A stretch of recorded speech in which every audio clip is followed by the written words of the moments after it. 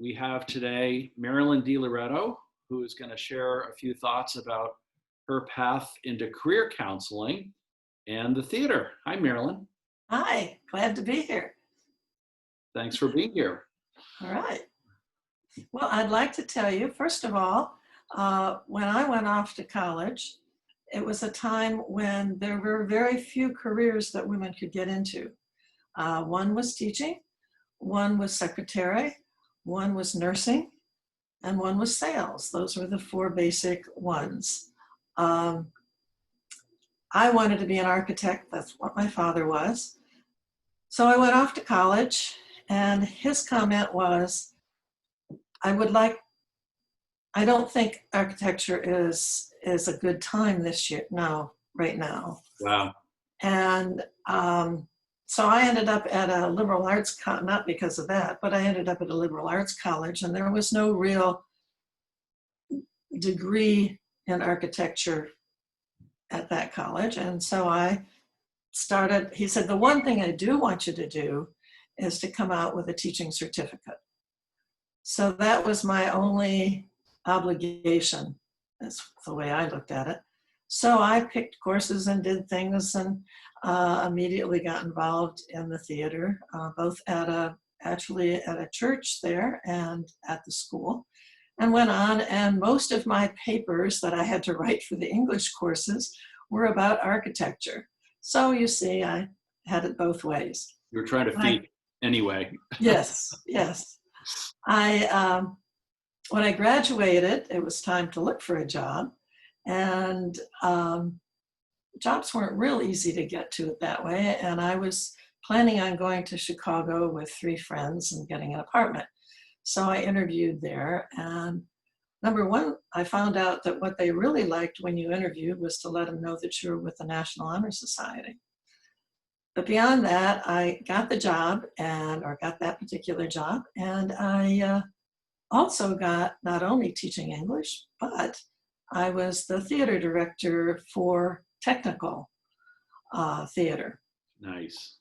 So I thought, oh, well, I'm going to learn on that one too. So I did that for several years. Then I moved back to Michigan. That was in Chicago. Moved back to Michigan and worked on my master's and continued in education. And when I moved to Virginia, I got a job, and I think I got the job because of my technical background and my theater, and became the director of the theater program at George Mason as an adjunct. My real job was teaching English and speech. And then I went on and got a guidance degree and did a little bit of both. And I was into guidance. And after many wonderful years at George Mason High School, which I thoroughly enjoyed, had a fabulous theater, great people to work with, I was suddenly de-staffed because their enrollment went down, and I was 15 minutes later being hired than the other English teacher. So what to do? And I looked around for different things, and somebody told me there was a job opening in guidance out at Fauquier High School. I didn't even know where Fauquier was at that point. So I drove out an hour, interviewed, looked good. So I took on the job of being a guidance counselor at Fauquier High School. So you made lemonade out of lemons. Yes, it was wonderful. I loved it. And I had somebody to commute with right away. So, and at the same time, I had done some college searching around to see what colleges were looking for. And a friend said, well, if you're like theater that much, why don't you work at the Kennedy Center? So I said, well, what do you have to do? They said, just go down and interview. So I had an interview. I got the job immediately for 2 slots at the Opera House.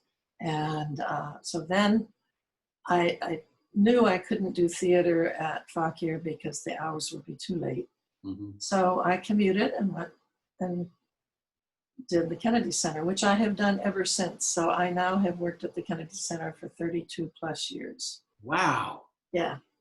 Wow. So when I retired, I still worked at the Kennedy Center. I had and always have had exchange students that I mentored. Was an interview. I worked between their high school and their host mother, and that was exciting. I did that from the time I was graduated from college. So that kept my hand in to work with the young people. And then,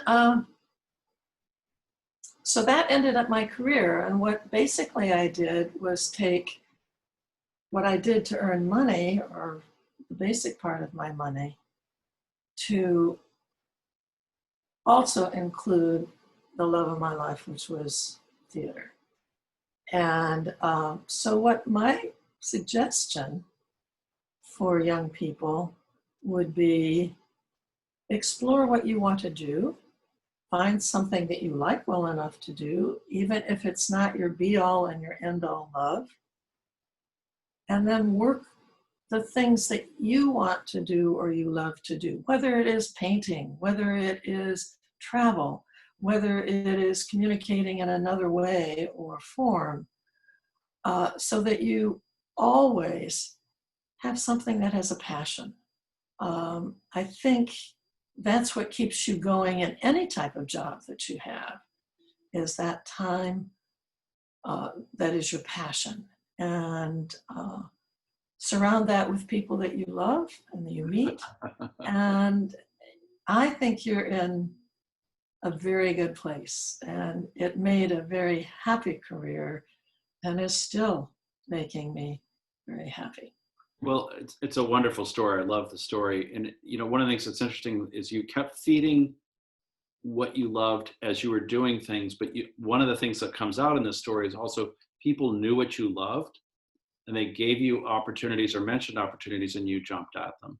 Absolutely. Just kind of remain aware of those opportunities and keep feeding what you love, and wait for the right opportunity. Absolutely.